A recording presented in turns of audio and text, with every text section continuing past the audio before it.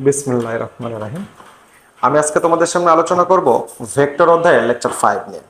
দেখো, লেকচার 5 এর আজকের আলোচ্য বিষয় বিভিন্ন প্রকার ভেক্টরের যে বাকি অংশগুলো ছিল সেগুলো নিয়ে আজকে আলোচনা করব। দেখো, আমরা গতদিন সমান এবং সদৃশ ভেক্টর পর্যন্ত আলোচনা করছিলাম। তো আজকে দেখো আমরা পরের অংশটা আলোচনা করব। তাহলে আজকে আমরা দেখো প্রথমে লেখা হলো বিপরীত বা ঋণাত্মক ভেক্টর। বিপরীত বা ঋণাত্মক ভেক্টর।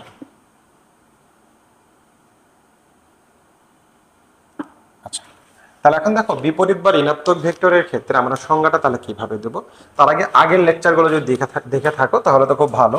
তাহলে দেখো, বিপরীত বা ঋণাত্মক ভেক্টর আমরা আগে প্রথমে আসি। দেখো যে আগে আমরা একটা ভেক্টর অঙ্কন করে নিলাম, এটা এ ভেক্টর। তাহলে এই যে এ ভেক্টর, এটা বিপরীত নাকি অসমান নাকি আমরা কোনো কিছু কিন্তু বলতে পারছি না। তাহলে আমরা তখন কি করি, আরেকটা ভেক্টরে হেল্প নিই। তাহলে আমরা দেখো এখানে তাহলে আরেকটা ভেক্টর অঙ্কন করে ফেলি। ধরো এটা আমরা বি ভেক্টর লিখলাম। বাস, তাহলে দেখো বি ভেক্টর। এখন দেখো আমরা যদি এটাকে এই দিকে তীর চিহ্ন দিই, এটা যদি আমরা বি ভেক্টর লিখি, তাহলে মাইনাস আমরা এ এর সাপেক্ষে বিটা তাহলে কি বলতো, বিপরীত দিকে বোঝাচ্ছে। তাহলে বিপরীত দিকে বোঝানোর জন্য আমরা কি করলাম, মাইনাস ইউজ করলাম। তাহলে দেখো এদের দুইটা ভেক্টরের মান কেমন, সমান, কিন্তু দিকটা কি, বিপরীত। তাহলে এখন দেখো আমাদের এই দুইটা ভেক্টরকে যদি যোগ করতে যাই, অবশ্যই তাহলে একই জাতের হইতে হবে। এটা যদি 10 নিউটন হয় তাহলে এটাও 10 নিউটন, যেহেতু আমরা বলছি সমান।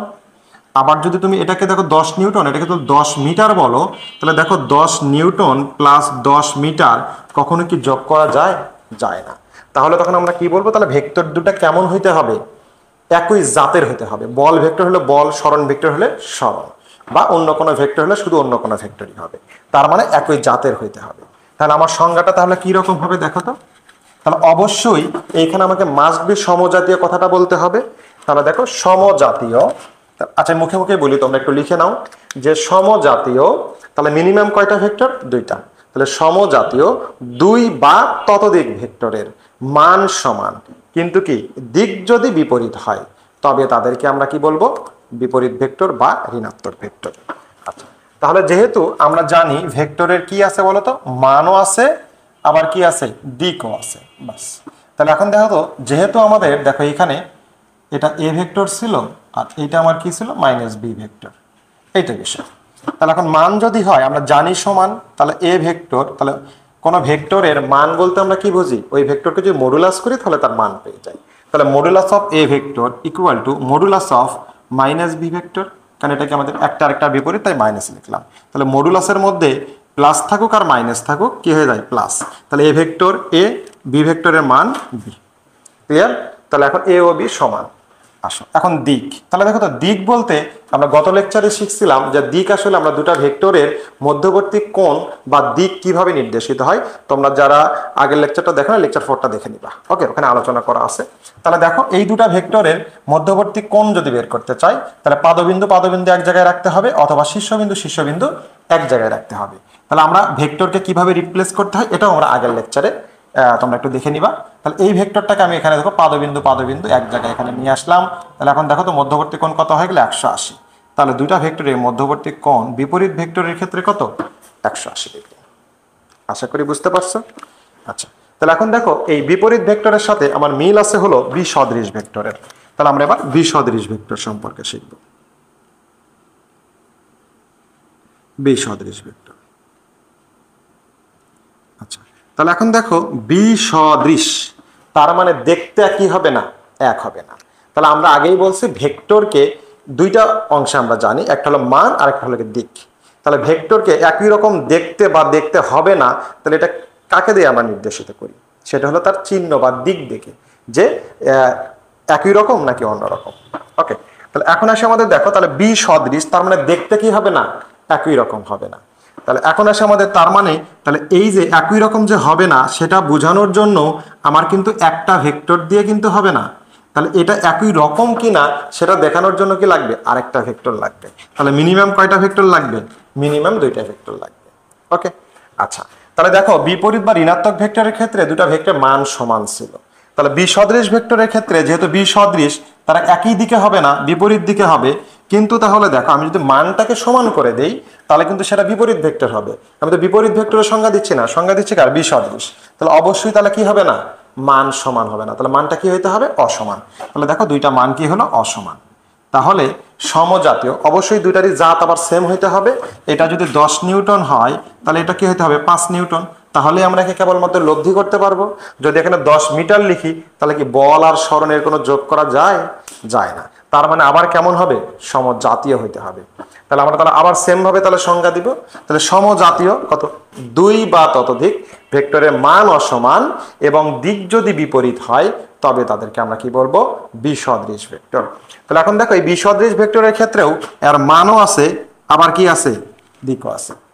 তো আমি একটু আসলে শর্টকাটে লেকচার দিচ্ছি, লিখতে যাচ্ছি না সংজ্ঞাগুলা, তাহলে অনেক বড় লেকচার হয়ে যাবে আমার। তোমরা ভয়েসগুলো একটু থেমে থেমে তোমরা সংজ্ঞাটা আসলে লিখে নিও, কিংবা বই থেকেও লিখে নিতে পারো। জাস্ট বেসিকটা তোমরা এখানে বোঝো যে আসলে কিভাবে আমরা কোনটাকে কিভাবে রিপ্রেজেন্ট করব আসলে। তাহলে মান দেখো বিসদৃশ ভেক্টরের, তাহলে দেখো তাহলে modulus of A vector not equal to modulus of minus B vector. তাহলে এখন দেখো এ নট ইকুয়াল টু হলো বি। ক্লিয়ার? তাহলে আমাদের দুটা ভেক্টরের মান সমান হবে না। তাহলে মান গেল। তাহলে এখন আসে আমরা দিকের বিষয়ে। দেখো তাহলে দিক বলতে আমরা দুটা ভেক্টরের কি মধ্যবর্তী কোণ বুঝি। তাহলে দুটা ভেক্টরের মধ্যবর্তী কোণ আলফা। তাহলে এই ক্ষেত্রেও দেখো তো কথা হচ্ছে, আমি যদি ছোট হোক বা বড় হোক এটাকে যদি তুমি এখানে রিপ্লেস করো তাহলে কোণ কত হয়ে গেল? 180। আবার যদি বল না স্যার আমি এখানে শীর্ষবিন্দু এক জায়গায় করব, এই যে কত হয় দেখো তো? 180। আশা করি এটা ভেক্টরের মধ্যবর্তী কোণ, এটা দেখবা তোমার অঙ্কে কত জায়গায় কাজে লাগে। ওকে, এই কোণ নির্ণয়টা তোমরা কে কতভাবে শিখছো দেখছি। অ্যাকচুয়ালি এইটা হলো এর সঠিক ম্যাথমেটিক্যাল ব্যাখ্যা। ওকে, আচ্ছা এইবার এখন আমরা চলে যাব সমরেখা ভেক্টর কাকে বলে।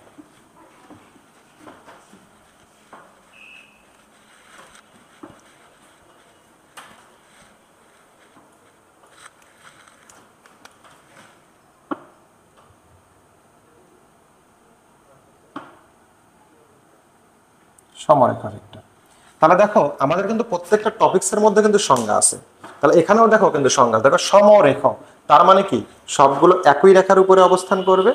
আচ্ছা, তাহলে এই ক্ষেত্রে দেখি সমরেখ বলতে ধরো আমার সকল ভেক্টর এই একই রেখার উপরে থাকবে। আচ্ছা, জাস্ট ভেক্টরগুলা একই রেখার উপরে থাকলেই হবে। বাস, দেখো আমার এই রেখার উপরে আমি এটাকে ধরলাম এ ভেক্টর, এটা বি ভেক্টর, এটা সি ভেক্টর এবং এটা হলো ডি ভেক্টর। তাহলে এ বি সি ডি এই চারটা ভেক্টরই কিন্তু একই সরল রেখার উপরেই আছে এবং তাদের দিকও কি? একই দিকে। কিন্তু দেখো এ আর বি সমান, বি আর সি এবং সি আর ডি এগুলো কি? অসমান। তার মানে সমরেখ ভেক্টর সমানও হইতে পারে আবার অসমানও হতে পারে। তাহলে এখন আসি আমরা সংজ্ঞায়। তাহলে সংজ্ঞাটা দেখো, সমরেখ একই রেখার উপরে আছে কিনা। তাহলে এই ক্ষেত্রে দেখো, তাহলে এই ক্ষেত্রে 2 বা ততোধিক সমজাতীয় ভেক্টর, সমজাতীয় 2 বা ততোধিক ভেক্টর যদি একই সরল রেখার উপরে অবস্থান করে তবে তাদেরকে আমরা কি বলবো? সমরেখা ভেক্টর। ওকে, আসো তাহলে এখন আসি দেখো, তারপর লিখবা সমরেখা ভেক্টরের মান সমান হতেও পারে নাও হতে পারে।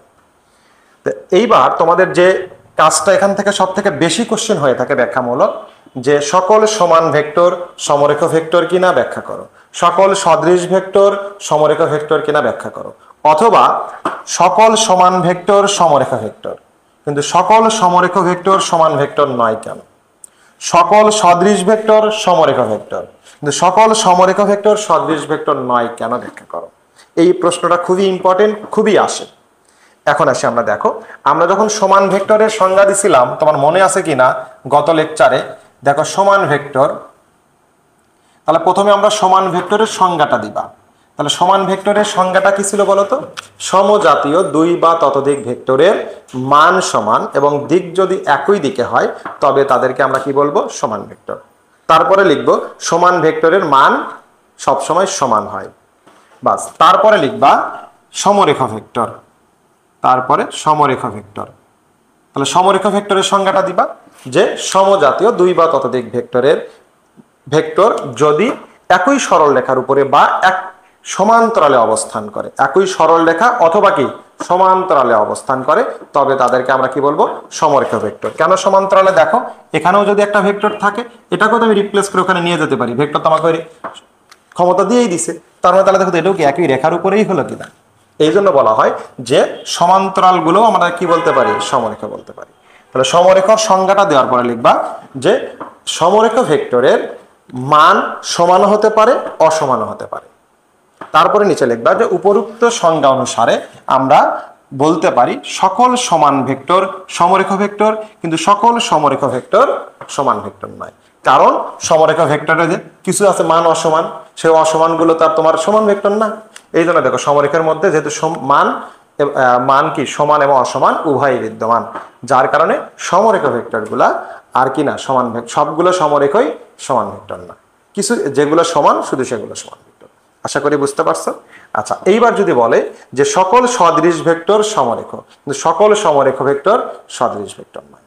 তাহলে এইবার আছি সেম ভাবে প্রথমে কি করবো, তখন সদৃশ ভেক্টরের সংজ্ঞা দিবা, তখন এইখানে সদৃশ ভেক্টরের সংজ্ঞা দিবা, আর এখানে সমরেখা ভেক্টরের সংজ্ঞা দিবা। তারপরে লিখবা উপরোক্ত আলোচনা বা উপরোক্ত সংজ্ঞা মতে আমরা বলতে পারি যে সকল সদৃশ ভেক্টর সমরেখ, কিন্তু সকল সমরেখ ভেক্টর সদৃশ ভেক্টর নয়। কারণ সমান ভেক্টরের মধ্যে সদৃশ এবং সমান উভয়ই বিদ্যমান। আশা করি বুঝতে পারছো। এটা সুন্দর করে তোমরা একটু লিখে ফেলবা। আমি যতটুকু বেসিক তোমাদের দেওয়ার চেষ্টা করছি, আশা করি এটা খুব সহজেই ইনশাল্লাহ তোমরা লিখতে পারবা। আমি জাস্ট তোমাদের একটা হিন্টস দিয়ে দিলাম। আচ্ছা, সমরেখা গেল। এইবার আসো আমরা একক ভেক্টর সম্পর্কে শিখব।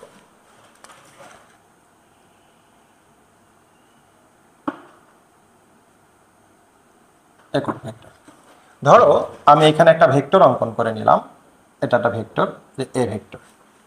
অ্যাকচুয়ালি তোমরা আমরা বইয়েও আছে, তোমরাও খুব সহজ একটা সংজ্ঞা দাও একক ভেক্টর, যে সকল ভেক্টরের মান এক একক তাদেরকে কি বলে, একক ভেক্টর। আসলে এটা খুবই একটা সস্তা সংজ্ঞা, আমরা এই সংজ্ঞাটা থেকে একটু মানে আলাদা একটা সংজ্ঞা শিখি, যেটা লিখবা ওইটা লিখলেই স্যাররা দেখবা বেশি খুশি হয়। যে একক ভেক্টরকে অ্যাকচুয়ালি আমরা যখন লিখি দেখবা এই অধ্যায়ের শেষের দিকে যখন আমরা যাব তখন আমরা কিছু ম্যাথ শিখবো এই একক ভেক্টর রিলেটেড, যে কোনো ভেক্টরের একক ভেক্টর নির্ণয় করো।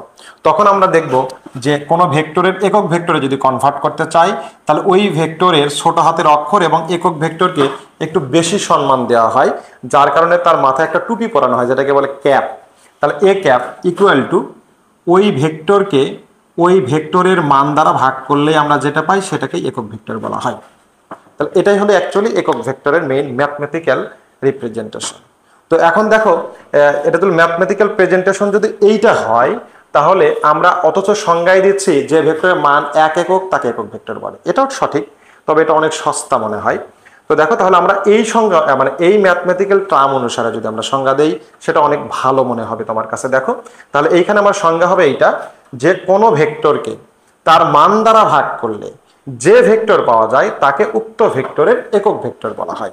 তাহলে কোনো ভেক্টরকে তার মান দ্বারা ভাগ করলে যে ভেক্টর পাওয়া যায় তাকে উক্ত ভেক্টরের একক ভেক্টর বলা হয়। ওকে, আর যদি একেবারেই ভুলে যাও তখন এটা আসলে ভুলে যাওয়ার তো কোনো সুযোগ নেই, একটা সহজ একটা সংজ্ঞা। তো এখন দেখো এই একক ভেক্টরটা আসলে আমাদের কি কাজে আসে। আচ্ছা, যেহেতু একক ভেক্টর মান একক এক, যার কারণে ধরো আমার এখানে 5 আছে। ওকে, তাহলে এইখানে যদি আমি একটা একক ভেক্টর যুক্ত করতে পারি যেটা সুনির্দিষ্ট দিক দেখানোর জন্য, ধরো আমি এটা আই ইউজ করলাম, যেটা একটা ভেক্টর এক্স অক্ষ বরাবর, তাহলে এটা আমি আই ক্যাপ ইউজ করলাম। দেখো এই যে আই ক্যাপ যে একক ভেক্টর, এ কিন্তু এই 5-এর মানের কোনো পরিবর্তন করে নাই, শুধু সে কি করে দিল, সুনির্দিষ্ট একটা দিক নির্দেশ করে দিল যে এই দিকটা কোন দিকে, এক্স অক্ষের দিকে। তার মানে দেখো একক ভেক্টরগুলা কোনো মানের কোনো পরিবর্তন না করে দিকটাকে যদি সুনির্দিষ্ট করে দেয়, এটাই হলো তার হলো মেইন কাজ। তাহলে একক ভেক্টরের কাজ কি, মানের কোনো পরিবর্তন না করে তার দিকটাকে কি করে দেওয়া, সুনির্দিষ্ট করে দেওয়া, যেটা ভেক্টরের ক্ষেত্রে অনেক অনেক বেশি গুরুত্বপূর্ণ। ওকে, কারণ ভেক্টরে আমার দরকারই কি, মান আর দিক। আচ্ছা, এই গেল আমাদের একক ভেক্টর। আচ্ছা, এইবার এখন আসি আমাদের শূন্য ভেক্টর বা নাল ভেক্টর নিয়ে আলোচনা। তাহলে আসো শূন্য ভেক্টর বা নাল ভেক্টর।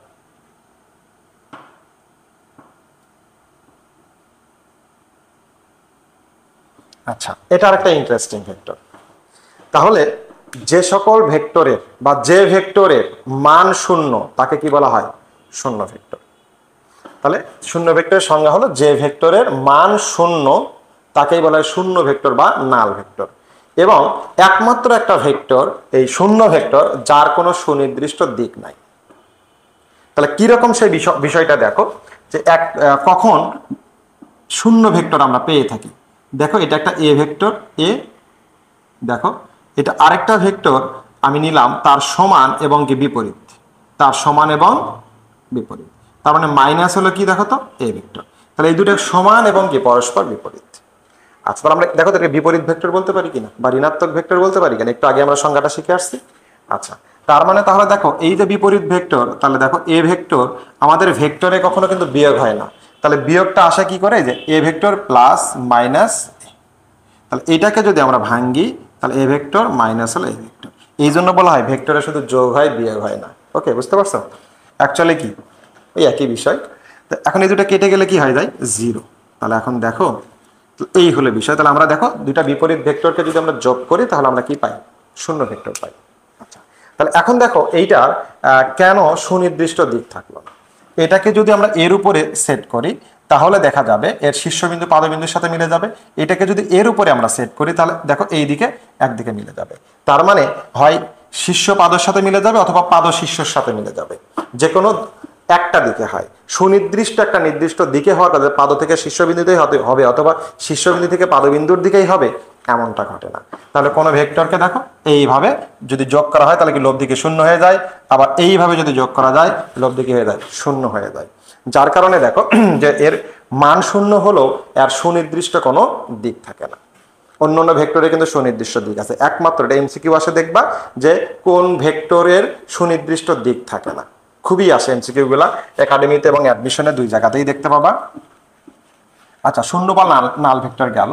তাহলে এখন দেখো এই শূন্য বা নাল ভেক্টরের কারণেই নতুন আরেকটা ভেক্টরের আবির্ভাব করছে, সেটা হলো সঠিক ভেক্টর। দেখো এই সঠিক ভেক্টরটা আসতো না যদি শূন্য ভেক্টর না থাকতো। তার মানে দেখো সঠিক ভেক্টর যে ভেক্টর গুলারই মান আছে, অর্থাৎ যাদের মান শূন্য নয়, সেটাকেই বলে হলো সঠিক ভেক্টর। অর্থাৎ শূন্য ভেক্টর ব্যতীত সকল ভেক্টরই কি সঠিক ভেক্টর। তাহলে যে সকল ভেক্টরের মান এবং সুনির্দিষ্ট দিক আছে তাদেরকেই আমরা বলবো হলো সঠিক ভেক্টর। ক্লিয়ার? তাহলে শূন্য ভেক্টর আসছে বলেই কি সঠিক ভেক্টরের জন্ম হয়েছে। এইবার এখন আসে আমরা দেখো সমতলীয় ভেক্টর।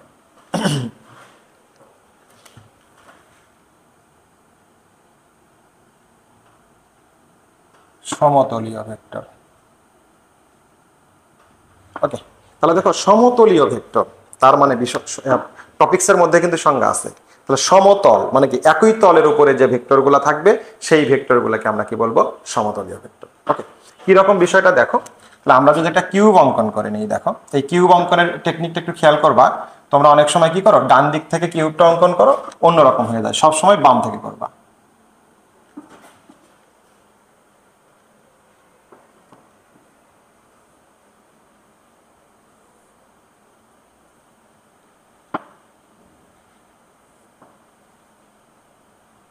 এটা এক্স, এটা ওয়াই, এদিকে হলো জেড।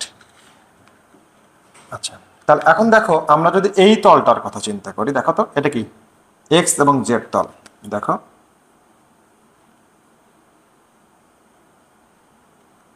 এটা হলো আমার এক্স এবং জেড তল।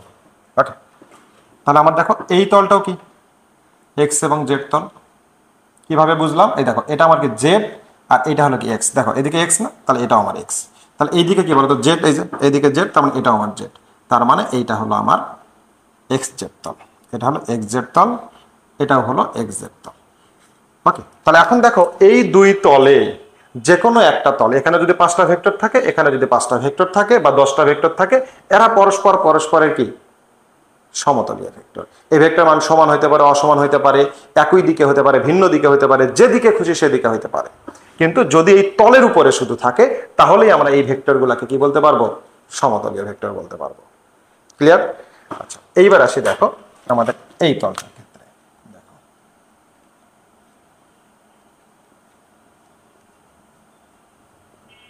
তাহলে দেখো এই যে তল, তাহলে দেখো তো এইখানে কি আছে, দেখো তো এদিকে কি ওয়াই, এই যে ওয়াই অক্ষ। তাহলে ওয়াই, এই যে কি জেড, তাহলে এই যে ওয়াই, এই যে জেড, তার মানে এটাকে আমরা বলতে পারি ওয়াই জেড তল। ওকে, তাহলে দেখো সেম ওই তলের সাথে মিল আছে, দেখো আমাদের এইটা।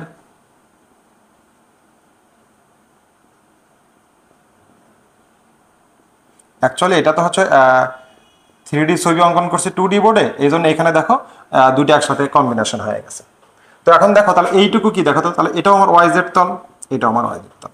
তাহলে এই তলে যে ভেক্টরগুলো থাকবে আর এই তলে যে ভেক্টরগুলো থাকবে তারা পরস্পর কি হবে? সমতলীয় ভেক্টর।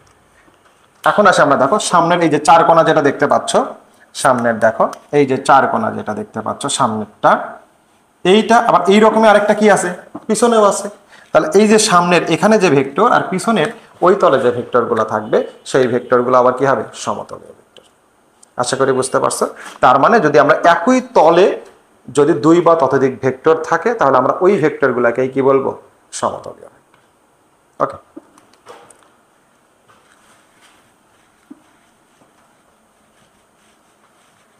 আচ্ছা, এইবার আমাদের আয়ত একক ভেক্টর সম্পর্কে একটু শিখবো। কিন্তু আয়ত একক ভেক্টরে যাওয়ার আগে আমরা এই যে কিউবটা অঙ্কন করছিলাম এইটার স্থানাঙ্ক সম্পর্কে আমাদের একটু ধারণা নিতে হবে।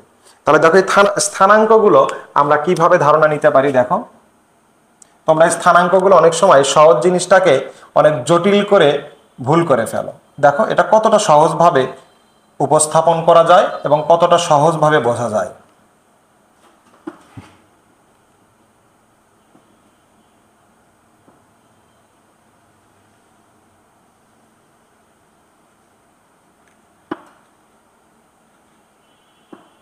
দেখো এই রেখাটা কিন্তু এর সাথে লাগানো না, এই রেখাটা কিন্তু এর সাথে লাগানো না। এটা আমি বুঝাচ্ছি আসলে কিভাবে লাগানো না।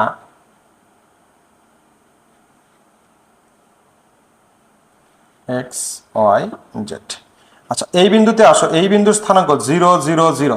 অনেক সময় আমি দেখছি তোমরা শুধু 0 দাও, আসলে শুধু 0 মানে কি জানো? এক্স অক্ষের স্থানাঙ্ক। আর এই 0 0 0 মানে কি এক্স ওয়াই জেড তিনটা অক্ষেরই স্থানাঙ্ক। কারণ এইখানে আমার শুরু, যদি আমি এইখানে স্থানাঙ্কটা এইভাবে লিখি 0, শুধু 0 লিখলাম, সরি দেখো 0 2 1, তার মানে দেখো তো 0টা কার? এক্স 0 থেকে শুরু, কিন্তু ওয়াইটা কই থেকে শুরু? ওয়াই এর এই বিন্দুটাই হলো কি 0 না 2 থেকে শুরু। 1 এই 1টা কার? জেড এর এটা 0 না, তাহলে কত? 1 থেকে শুরু। তো এই জন্য এই স্থানাঙ্ক ব্যবস্থায় অবশ্যই তুমি এখানে 0 0 0 দিবা, তার মানে তুমি তিনটাকেই 0 থেকে ধরছো। ক্লিয়ার? আসো এখন আমরা এই প্রত্যেকটা বিন্দুর স্থানাঙ্ক নির্ণয় করবো। একটা কিউবের মোট 8টা বিন্দু থাকে। ও আমি তোমাদেরকে দেখাইতে চাইলাম যে এই রেখাটা কিভাবে এর সাথে অ্যাডজাস্ট না। এটাও কিন্তু আমরা যদি এই দৈর্ঘ্য এই দৈর্ঘ্য আর এই দৈর্ঘ্য তিনটাই যদি সমান হয় তাহলে সেটাকে আমরা কিউব বলতে পারি। আচ্ছা এখন আমরা ধরো এটা একটা কিউব কল্পনা করে নিলাম। দেখো এই রেখা কোনটা? আমার এই রেখাটা দেখো, এই রেখা। আর এই রেখা কোনটা? এই রেখা, এই যে নিচের যেটা এইটা। এখন আসি দেখো তাহলে এই রেখা কোনটা? এই যে এইটা। আর এই রেখা কোনটা? দেখো তো এই রেখা। তাহলে এখন দেখো তো এই রেখা হলো আমার এই যে দেখো এইটা, আর এই রেখাটা হলো এইটা। তাহলে দুটা কি ক্রস কানেকশন আছে? কানেকশন আছে? কোনো কানেকশন নেই। সেম ভাবে দেখো এইখানে যদি আসো, এই রেখা কোনটা? এই যে এইটা। এইটা হলো এই রেখা। আর এই রেখা কোনটা? এই যে এইটা। দেখো তো এর সাথে এর কোনো কানেকশন আছে? অ্যাকচুয়ালি 3D 2D বোর্ডে আমরা 3D ডায়াগ্রাম অঙ্কন করছি, যার কারণে এরকম লাগতেছে। ওকে, তার মানে এই দুটার সাথে মনে করবো এটা কি কানেকশন কিন্তু নাই। আচ্ছা এইবার আসে আমি কেন এটা বুঝালাম যে কানেকশন নাই, এটা কেন বুঝালাম। দেখো তাহলে প্রথমে দেখো আমরা এই বিন্দুর স্থানাঙ্ক নির্ণয় করব। আচ্ছা স্থানাঙ্ক নির্ণয় করার সব থেকে শর্টকাট একটা টেকনিক তোমাদেরকে বলে দেই, সেটা হলো আমাদের এই মূল বিন্দু থেকে এই যে বিন্দুর স্থানাঙ্ক নির্ণয় করব ওই বিন্দুতে যাওয়ার জন্য সর্বনিম্ন অতিক্রান্ত দূরত্বই হলো ওই বিন্দুর স্থানাঙ্ক। আবার বলি, মূল বিন্দু থেকে আমরা যে বিন্দুর স্থানাঙ্ক নির্ণয় করব ওই বিন্দুতে যাইতে হলে আমার এই পথের যে কোনো একটা পথে আমি যাইতে পারবো, অনেকগুলো পথে যাইতে পারবো, কিন্তু একটা মাত্র পথ যেটা সর্বনিম্ন দূরত্ব। তাহলে সর্বনিম্ন দূরত্বের পথটা হবে আমার কি? স্থানাঙ্ক। এখন আসে সেটা কি। দেখো আমি এই এক্স বিন্দুতে এই দিক থেকে এখানেও যাইতে পারি, এই দিক দিয়েও যাইতে পারি, এইভাবে এইভাবে এইভাবেও আসতে পারি, বিভিন্নভাবে আসতে পারি। কিন্তু দেখো একমাত্র শর্টকাট রাস্তা তোমার কোনটা? এইটুকু নাকি? দেখো তো এর থেকে কম দূরত্ব অতিক্রম করার রাস্তা আমাকে আর দুইটা বের করে দাও, নাই। তার মানে আমরা তাহলে বলতে পারি এটাই আমার হলো এই বিন্দুর স্থানাঙ্ক। তাহলে দেখো তো এখানে শুধু কি এক্স এর মান আছে, ওয়াই আর জেড এর কোনো মান আছে? না। তাহলে ওয়াই জেড এর কোনো রাস্তার কোনো দূরত্ব এখানে নাই, যার কারণে এক্স ওয়াই 0 0, ওয়াইও 0 0 0। বাস এইবার দেখো এখানে আসো। তাহলে এই বিন্দুতে যদি যাই, দেখো আমার রাস্তা এই সর্বনিম্ন দূরত্ব অতিক্রম করে যাওয়ার রাস্তা এটাই। দেখো এদিক দিয়েও যদি যাও সেম। তাহলে যেদিক দিয়ে যাও এখন কি দেখো তো বেশি, তাহলে এই যে এই বাস, তাহলে অনেক বেশি হচ্ছে না, একমাত্র কি সর্বনিম্ন দূরত্ব হলো এইটাই। তাহলে আমার দেখো এই পথে কত এক্স, এই পথে কত ওয়াই, তাহলে এক্স আর ওয়াই আমার কাছে আছে, জেড কত জি। ক্লিয়ার? আচ্ছা, তাহলে এখন দেখো এখান থেকে এই বিন্দুতে আসো, তাহলে দেখো তো এই বিন্দু এক্স এর কোনো মান আসে 0, ওয়াই 0। ওকে, এখন দেখো এই বিন্দুতে, তাহলে এখন দেখো তো এইটুকু কত শর্টকাট ওয়ে কত 0, তাহলে এখানে দেখো তো এক্স এর মানও 0, ওয়াই এর মানও 0, কি থাকলো জেড। ওকে, এখন আসে আমরা দেখো এইখানে, দেখো তাহলে এখানে ওয়াই আর এই দিক বরাবর কি জেড, দেখো তুমি ওয়াই গেলাম জেড গেলাম। ওকে, তাহলে দেখো তুমি এখানে যে রাস্তা দিয়েই যাও না কেন, রাস্তা কিন্তু অনেক ঘুরতে হবে। ওকে, তাহলে এখন আসো, তাহলে ওয়াই এই হলো জেড, তাহলে এক্স হলো 0, ওয়াই জেড। ক্লিয়ার? এখন আসে আমাদের দেখো আর কই বিন্দু থাকলো, মোট করো আমাদের মোট বিন্দু হলো এখানে কি 8টা, দেখো 1 2 3 4 5 6, এই যে একটা বাকি আছে, দেখো এই যে একটা। তাহলে আমি এই বিন্দুর স্থানাঙ্ক যদি এখন নির্ণয় করতে চাই, তাহলে দেখো তো সর্বনিম্ন দূরত্ব এইটা, অথবা কি এইটা একটা, বাকি যেদিক দিয়ে যাও দূরত্ব কি আসবে বেশি আসবে। তাহলে এখন দেখো, তাহলে এদিকে জেড আর এইটুকু কি এক্স, তাহলে এখানে কি এক্স এর মান আছে, ওয়াই এর মান কত 0, জেড এর মান আছে জেড। এই জন্য আমরা শুধু জেড লিখলাম, এখন তখন কোনো স্থানাঙ্কের কোনো মান লিখি নাই, এই জেড দিয়েই বুঝালাম কি জেড অক্ষ বরাবর কি আসবে সেটা বসাবো। আশা করি এইটুকু বুঝছো। বাস, এইবার আসো এই একটা বিন্দু, এগুলা কিন্তু বিন্দু আগেই বলছি, এগুলো কিন্তু ছেদ বিন্দু না, ছেদ করে নাই, এই জন্য এটা বুঝাই দিলাম যে আসলে এইটা আমাদের ছেদ বিন্দু নয়। তাহলে এই বিন্দুতে দেখো এক্স ওয়াই জেড, এর থেকে কম দূরত্ব আর কোনো রাস্তা তুমি পাবা না, তুমি খুঁজে দেখো আর পাবা না। দেখো তো আমাদের এই ত্রিমাত্রিক কার্তেশীয় স্থানাঙ্ক ব্যবস্থায় এই বিন্দুটা 3টা বিন্দুই নির্দেশ করতেছে কিনা, বা 3টা অক্ষেরই বিন্দু এখানে নির্দেশ করতেছে, যার কারণে এই সবগুলো বিন্দুর পরিবর্তে এই পি বিন্দুটা দিয়েই কেবলমাত্র আমরা কোনো ভেক্টরের অবস্থান নির্দেশ করতে পারি। তার কারণ দেখো এই পি বিন্দুতেই আমার কি আছে এক্স ওয়াই জেড 3টাই আছে। এই জন্য এই ও বিন্দু থেকে এই পি বিন্দুর মধ্যবর্তী যে দূরত্ব, এটাকেই বলা হয় অবস্থান ভেক্টর, কারণ এই পি বিন্দুটাই কেবলমাত্র এই বিন্দুর অবস্থান নির্দেশ করতে পারে। ক্লিয়ার? এখন আসে আমাদের অবস্থান ভেক্টরে। আচ্ছা, এখান থেকে অবস্থান ভেক্টরটা বুঝাই। তাহলে দেখো অবস্থান ভেক্টর, এরপরে আসি আমরা দেখো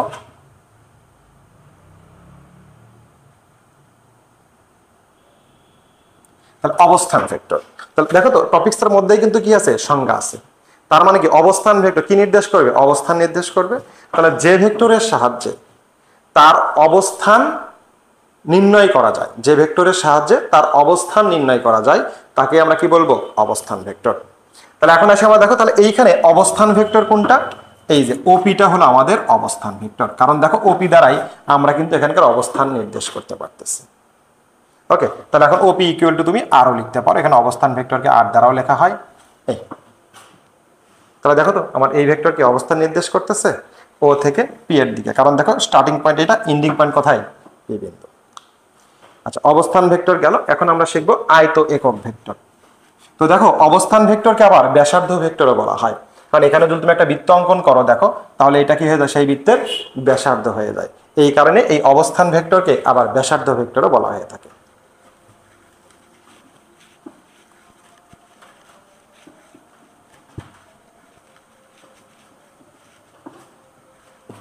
তাহলে এইবার আসে আমরা দেখো আয়ত একক ভেক্টর, খুবই ইম্পর্টেন্ট এই আয়ত একক ভেক্টর।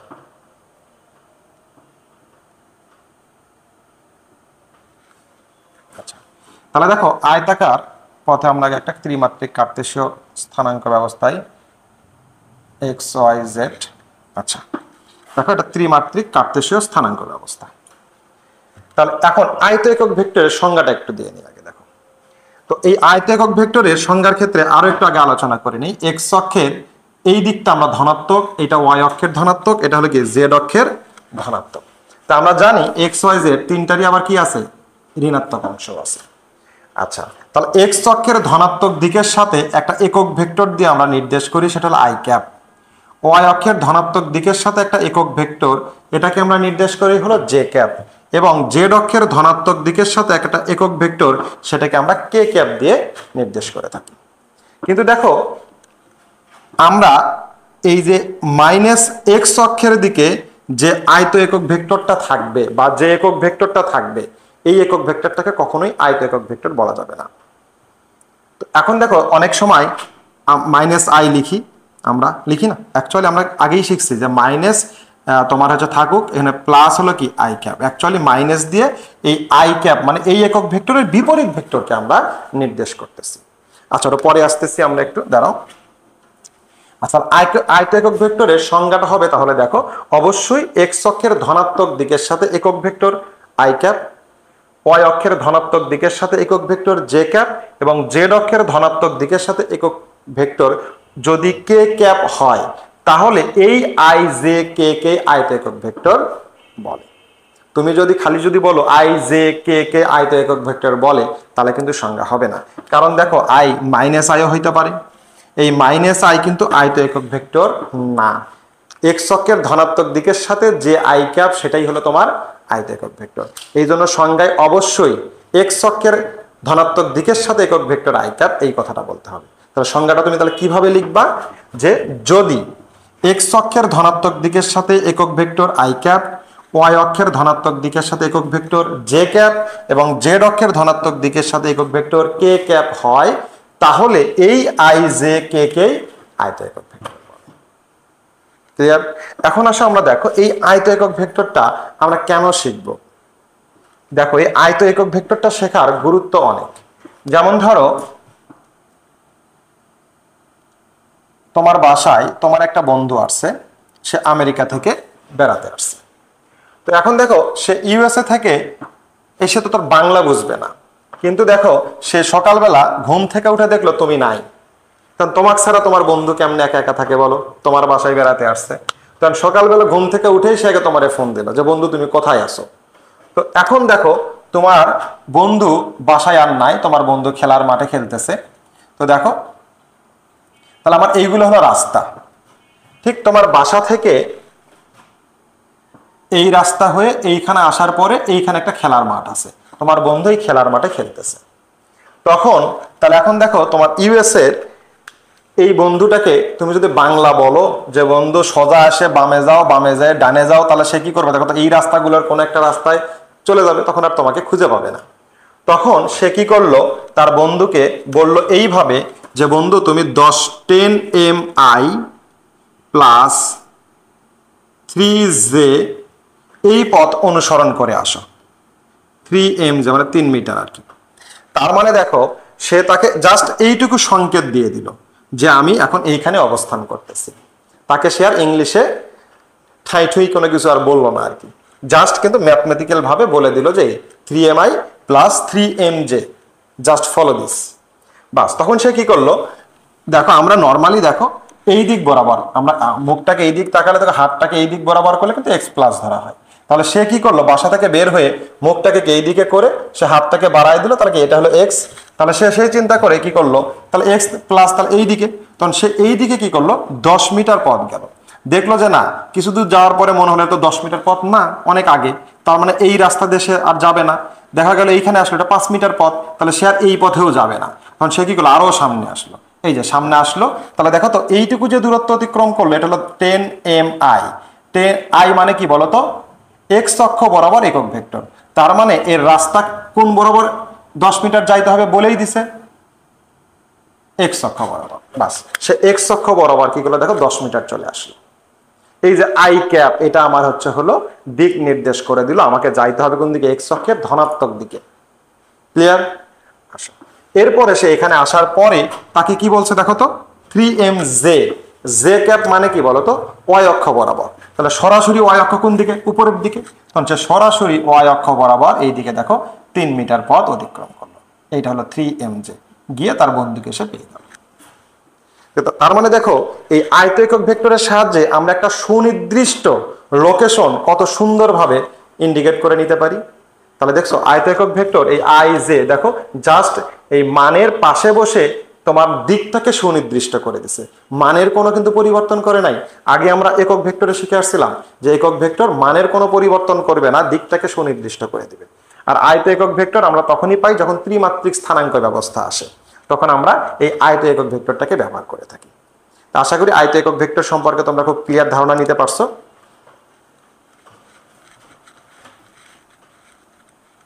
এইবার এসে আমরা দেখো সরণ ভেক্টর।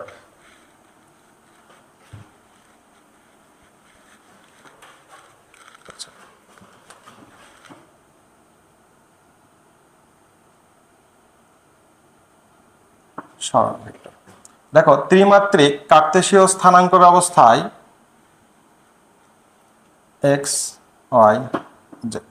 আচ্ছা, আমরা যদি এটাকে মূল বিন্দু ধরি তাহলে এখান থেকে আমি একটা বিন্দু নিলাম, এটা P1। তাহলে এই বিন্দুটা কি হবে? তাহলে দেখো x1, y1, z1। আমরা অলরেডি একটু আগেই এই যে তোমার স্থানাঙ্ক যখন শিখলাম, দেখো সেখানে কিন্তু আমরা শিখছিলাম P বিন্দুতে তিনটাই থাকে অথবা দুটো। যদি আমরা দ্বিমাত্রিক ধরতাম তাহলে x আর y থাকতো, যেহেতু আমরা ত্রিমাত্রিক ধরছি তাহলে x, y, z তিনটাই থাকবে। বাস, তাহলে দেখো এই ও বিন্দু থেকে এই পি বিন্দুর যে দূরত্ব, এটাকে অলরেডি আমরা অবস্থান ভেক্টরও বলছিলাম কি না? তাহলে দেখো এটা আমাদের অবস্থান ভেক্টর, তাহলে এটাকে যেহেতু প্রথম অবস্থান ভেক্টর, এটাকে আমি r1 লিখলাম। বাস, এইবার দেখো আমরা এই পি বিন্দুটাকে এখান থেকে সরায়ে আমরা এখানে নিয়ে আসলাম, পি বিন্দুটাকে এখানে সরাই নিয়ে আসলাম। আর অবস্থান এখন এটা হয়ে গেল বলতো কি P2। তাহলে P2তে তার এই অবস্থান থাকবে না, চেঞ্জ হয়ে যাবে। তাহলে x2, y2, z2। তাহলে দেখো তো আমাদের অবস্থানের পরিবর্তন হলো কিনা, দেখো তো আমাদের স্থানের পরিবর্তন হয়েছে। তার মানে দেখো স্থানের পরিবর্তন হওয়ার কারণে আমার এই অবস্থান ভেক্টর r2 চেঞ্জ হয়ে গেছে। তাহলে আমরা কি বলতে পারি না যে অবস্থান ভেক্টরের পরিবর্তনকেই সরণ ভেক্টর বলে? কিভাবে সরণ ভেক্টর বলে? দেখো আমার এই যাত্রা এখান থেকে, দেখো আমি এখান থেকে এখানে গেছি, এইবার দেখো আমার যাত্রার শুরুর পয়েন্ট কোনটা? এইটা। তাহলে এই শুরুর পয়েন্ট থেকে আমি কি করলাম, এই যে শেষ পয়েন্টের মধ্যবর্তী যে সংযোজক সরল রেখা, সেটাকেই আমরা কি বলছিলাম? সরণ। তার মানে আমি কি এটাকে বলতে পারি না সরণ ভেক্টর ডেল আর? তাহলে এই যে ডেল আরটাই হলো আমার সরণ ভেক্টর। তার মানে কি দেখো তো অবস্থান ভেক্টরের পরিবর্তনকেই কি বলে? সরণ ভেক্টর। আশা করি বুঝতে পারছো। তাহলে এখান থেকে আমরা সরণ ভেক্টর বের করতে পারি। এটা আমরা এই অধ্যায়ের লাস্টের দিকে গিয়ে শিখবো, যখন স্থানাঙ্কের কিছু ম্যাথ আছে সেইখানে। তাহলে আপাতত এখান থেকে আমরা বুঝতে পারলাম যে অবস্থান ভেক্টরের স্থানের পরিবর্তন বা অবস্থানের পরিবর্তনকেই সরণ ভেক্টর বলে। আশা করি বুঝতে পারছো। তো আজকের মতো এ পর্যন্তই। ভালো থেকো, সুস্থ থেকো, আল্লাহ হাফেজ।